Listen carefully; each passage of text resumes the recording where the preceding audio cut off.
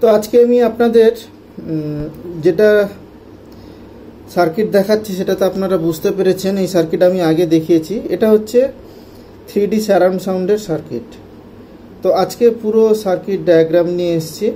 আপনারা অনেক দিন ধরে বলছিলেন যে সার্কিট দিন, তো আমি আজকে সার্কিট ডায়াগ্রাম আজকে আপনাদের দেখাবো। পুরো ভিডিওটা দেখুন।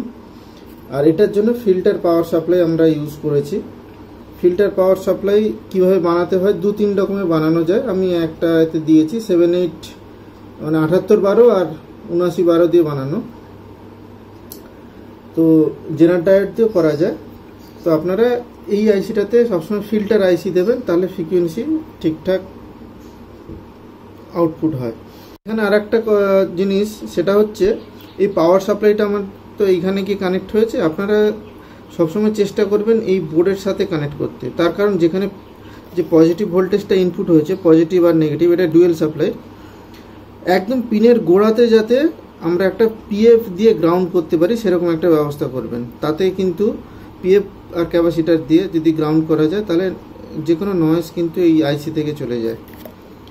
ঠিক আছে, যখনই একটা লং ডিস্টেন্সের তার, ধরুন আমি একটা বড় তার কানেক্ট করে করলাম, সেক্ষেত্রে এখানে একটু পারফরমেন্সে ডিস্টার্ব হতে পারে। কিন্তু এর ঠিক একদম গোড়ায়, ঠিক আছে, পিনের ঠিক এই যে গোড়াটা আছে, এই গোড়া থেকে আপনি পিএফ গ্রাউন্ড করুন, দেখবেন এর আউটপুট রেজাল্ট ভালো হবে। সেটা হচ্ছে শুধু পাওয়ার সাপ্লাইর জন্য।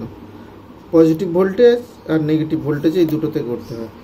তো আপাতত এটা সার্কিটের জন্য আমি এটাকে রেডি করে ফেলেছি। এটা ফিল্টার পাওয়ার সাপ্লাই, এটা 2 অ্যাম্পিয়ারের পাওয়ার সাপ্লাই। আপনারা এখানে 500 মিলি অ্যাম্পিয়ার বা 750 মিলি অ্যাম্পিয়ারের হলেও হবে। আমার সেই সিঙ্গেল সাপ্লাইড অ্যাম্পলিফায়ার, ওটা দিয়ে টেস্ট করে যাচ্ছি, এখনও কোনো অ্যাম্পলিফায়ার আনা হয়নি।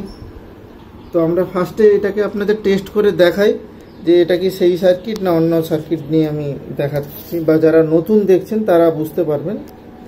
ঠিক আছে, তো চলুন এর সাউন্ড টেস্টটা করে নিই, তারপর সার্কিট ডায়াগ্রামে আসবো। তো এখানে আমি যে কোনো মিউজিক শোনালে আপনারা বুঝতে পারবেন না। এটা আমি যে কোনো একটা গান শোনাবো, খুব অল্প সময় শোনাবো।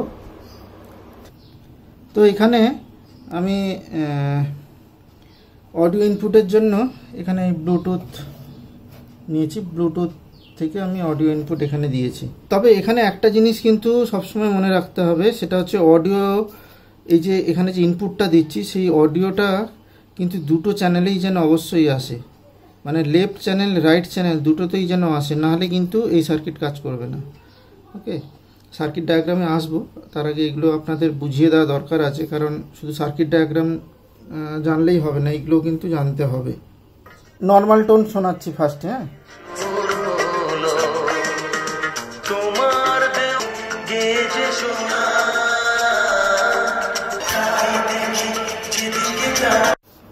তো এখানে সারাউন্ড সাউন্ড বানাতে গেলে ফার্স্টে আমরা অপ অ্যাম্প নিয়ে নেব। যে কোনো অপ অ্যাম্পই করতে পারবেন। আমরা এখানে ডুয়েল সাপ্লাইর জন্য করছি। তো ডুয়েল সাপ্লাইতে এখানে আমরা +12 ভোল্ট দিয়ে দেবো, আর এখানে -12 ভোল্ট। ওকে, আর এই 3 নম্বরটা গ্রাউন্ড, এই 3 নম্বরটা গ্রাউন্ড।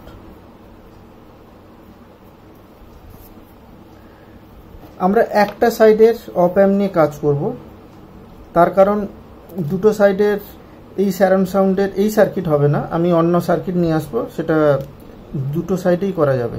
ঠিক আছে, আর এই সার্কিটটা যেটা আমি দেখিয়েছিলাম আগে, সেই সার্কিটটাই দেখাচ্ছি। খুবই সহজ একটা সার্কিট। এইখানে কি করব, এই 5 নাম্বার পিনে আমরা 1K একটা রেজিস্ট্যান্স দেব, 1K একটা রেজিস্ট্যান্স দেব। রেজিস্ট্যান্স দিয়ে অডিও ইনপুট দেব। এখানে আপনারা চাইলে একটা ক্যাপাসিটারও ইউজ করতে পারেন। ক্যাপাসিটার যদি হয়,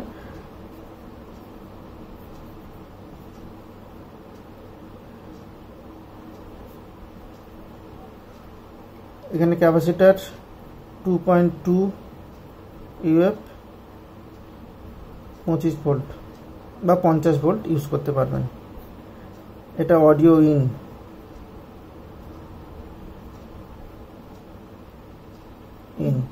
ধরে নিলাম এটা লেফট চ্যানেল। ওকে, ঠিক একইভাবে আমরা 6 নম্বরেও কিন্তু অডিও ইনপুট দেব। সেই একইভাবে সেম 1K একটা রেজিস্ট্যান্স দেব, একটা ক্যাপাসিটার কানেক্ট করব। তবে হ্যাঁ, এটাতে কিন্তু দুটোতেই কিন্তু অডিও আসতে হবে। মোনো যদি কোনো সং হয় তাহলে কিন্তু হবে না, দুটো চ্যানেলেই অডিও ঠিকঠাক আসতে হবে। এটা 1K, দুটো সেম রেজিস্ট্যান্স, দুটো সেম ক্যাপাসিটার 2.2।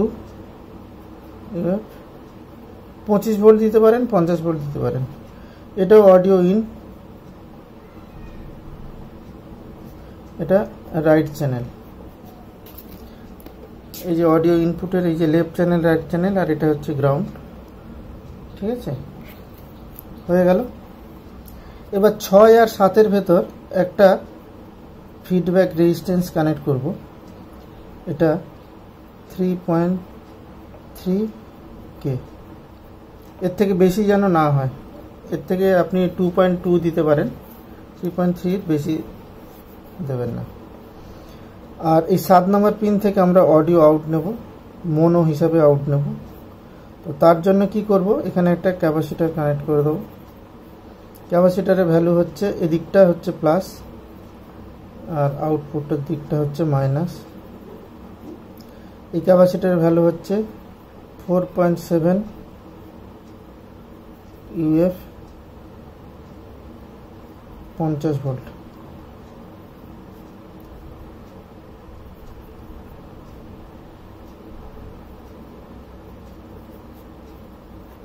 সারাউন্ড আউট, এখান থেকে অ্যাম্পলিফায়ারে চলে যাবে। এইবার আমরা এই সারাউন্ড টোনিংটাকে কন্ট্রোল করার জন্য কি করব, এইখানে একটা 10K বা 50K ইউজ করতে পারেন। 10K থাকলে ভালো হয়, 50Kও দিতে পারেন। তো 50Kই দেবেন। ভেরিয়েবল রেজিস্ট্যান্স পোটেনশিওমিটার, এটা হচ্ছে 50K VR। এখানে আমি ক্যাপাসিটার ইনপুটে ইউজ করিনি, আপনারা চাইলে ইউজ করতে পারেন। এইবার এখান থেকে এই মাঝখান থেকে এটা একটা পিন পুরো ফাঁকা থাকবে, যে কোনো দুটো পিন নেব, নিয়ে সরাসরি এর সাথে কানেক্ট হবে, 5 নম্বর পিনে কানেক্ট হবে। এটা খেয়াল রাখবেন, রেজিস্ট্যান্সের একদম এদিকে, মানে 5 নম্বর পিনেই গ্রাউন্ড থেকে আসবে এটা। ওকে, তো এইটাকে তখন ঘুরিয়ে আমি সারাউন্ডটাকে কম বেশি করতে পারবো। আমরা শুধু এই সাইডটা ইউজ করেছি, এই যে এই দিকেরটা ইউজ করেছি। ওকে, তো এই পাশেরটাও আমরা সেন্টার আউট হিসাবে ইউজ করতে পারবো, সারাউন্ড হবে না। সারাউন্ডের জন্য আলাদা সার্কিট আছে, এটা ডুয়েল চ্যানেলের সার্কিট, এটাতে সেন্টার আউট করতে পারবো। তো আপনারা যদি বলেন তাহলে আমি এর জন্য একটা ভিডিও নিয়ে আসবো, সার্কিটও নিয়ে আসবো।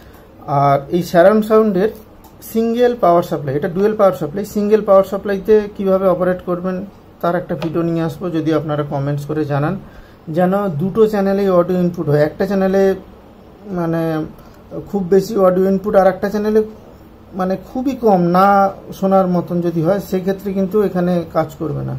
দুটো চ্যানেল আউটপুট ঠিকঠাক থাকবে, তবে এটাতে আপনি সারাউন্ডের আউটপুটটা পাবেন। তো আজকের ভিডিওটা কেমন লাগলো আমাকে কমেন্ট বক্সে জানাবেন। দেখা হবে পরে কোনো এক ভিডিও।